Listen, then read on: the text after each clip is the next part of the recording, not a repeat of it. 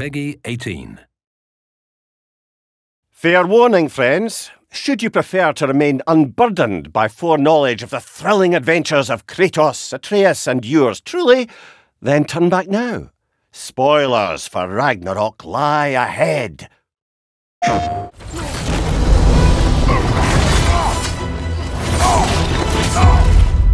A big part of the inspiration for this scene, at least the emotional through line of the scene, is it taps into some of the fears that we have as parents.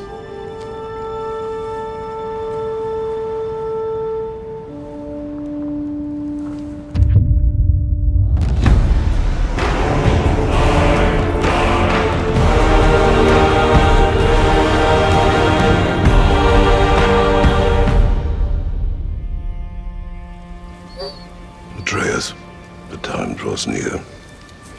You must prepare yourself. For what? He's still eating. He wants to live. He is dying.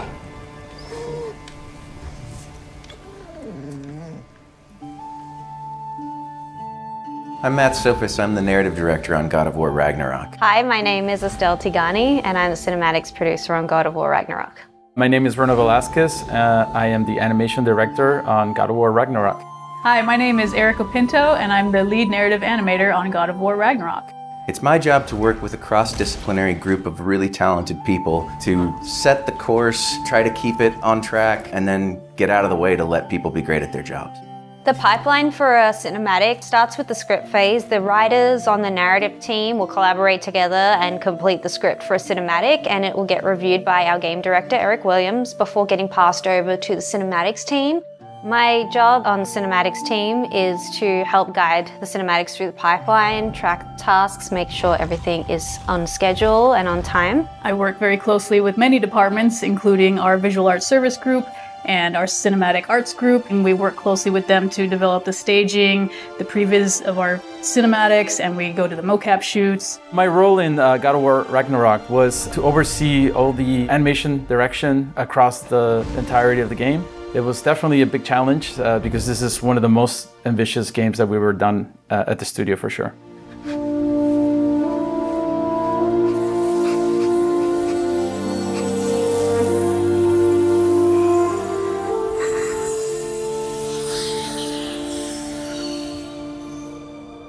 Today we're going to be taking a look at one of the cinematics in our game, one that we called Fenrir Returns. Kratos and Atreus have traveled to Helheim to fix a mistake that Atreus made while working for Odin.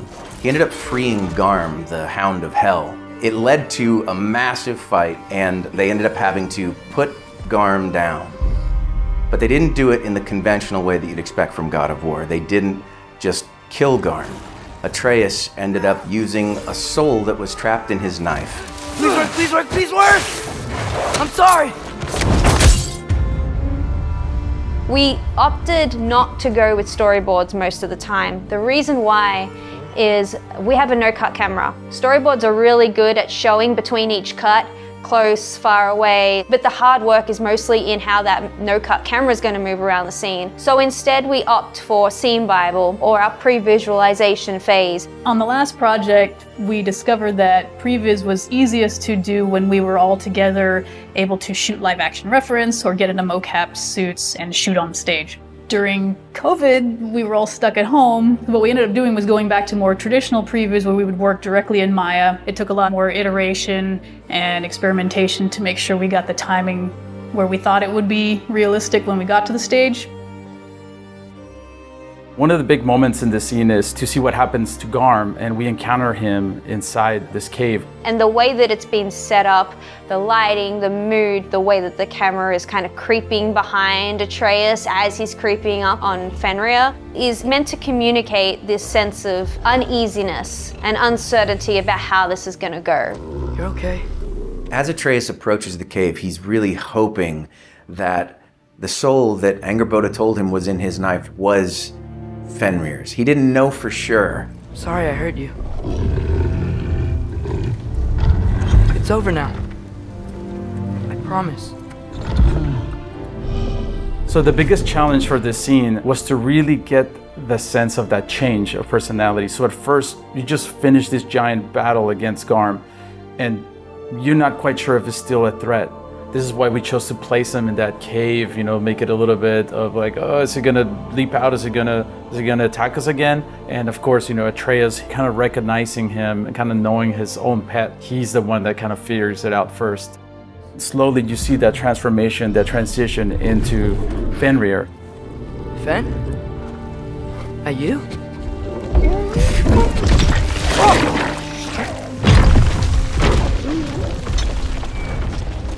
Some of the aspects we really wanted to get right with the scene was selling that tension leading into kind of this relief and joy, seeing that Atreus's gamble paid off. Good boy. So to bring Fenrir to life, there was a lot of research that went into it. Starting all the way back in 2018, we paid a visit to the Wolf Connection, which is a place where you can interact directly with actual wolves. We got a lot of footage of this and also learned a lot about actual wolf behavior, how it differs from dogs. For instance, when you approach a wolf, you're actually supposed to bring your hands underneath the wolf's head. Because Fenrir was more like a pet, we ended up not actually doing the underhanded approach. Yeah. I missed you too. Didn't know if that would work. Where Atreus can tell that it's Fenrir when he comes out of the cave. This is the stretch of the scene where Kratos is realizing it himself. We did it. Working with the actors on stage, obviously we didn't have a giant 20-foot wolf. So what we had to do is we had to have the actors interact with a puppet. In this case, we actually had two puppeteers. We had someone holding a giant pad on a pole to represent kind of the scale of the dog that the actors could go up and work with. But for the camera view, we had this little virtual prop that could show on the screen the giant wolf, and then we would tilt it, and then the camera operator could see where is the giant wolf. My favorite bit of this part of the scene is, of course, Kratos just simply saying, sit. Sit. And then immediately sits down with no hesitation. Even the camera is getting into the action. You hear the audio of the big kaboom, like a little earthquake. The camera and the staging was able to really capture them as a family unit. Tilting upwards to show such a large creature, but also keeping that focus on these two characters that are having a very intimate conversation between Kratos and Atreus. I think this is a really important moment because you've got that dog in the background that's kind of offsetting this more serious conversation. If you look, you'll see that Fenrir is just kind of like ping-ponging between them, which animals do.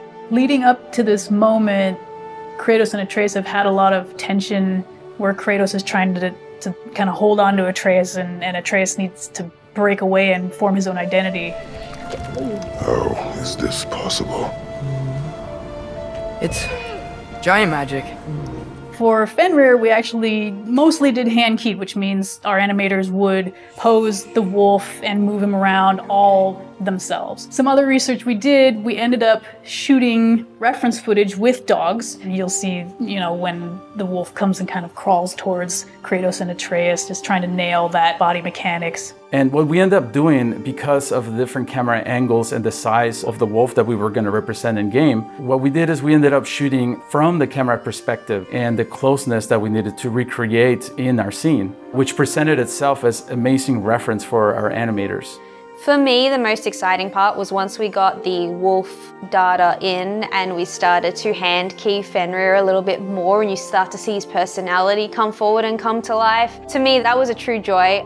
We also really wanted to lean in finding natural behaviors that dogs and wolves do when he yawns and shakes himself, just really feeling all the fur, and we want to sell that this is, you know, something that's alive and not just a bunch of polygons on the screen. I think the most exciting thing about bringing this scene to life was just watching it go from this very rudimentary scene of just two guys sliding around in a horribly animated puppet wolf to something that feels believable, and you're just like, oh, Fenrir's such a good boy and he gets all the pets. I've been learning things. In Asgard. This has nothing to do with that. More secrets. No. A promise. One that someone's trusting me to keep. Like you kept your promise to Mom? From a narrative perspective, what we wanted to achieve with this scene is to demonstrate the developing relationship between Kratos and Atreus and their building of trust towards each other. Atreus is growing up and learning to become independent and make amends when he makes mistakes. It's this wonderful little moment where Kratos realizes maybe that he doesn't have to worry so much anymore. See what I can do when you trust me?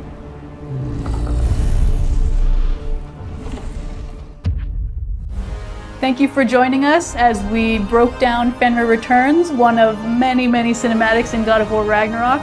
And big thanks to everyone. There are hundreds of people who come together to make one of these possible.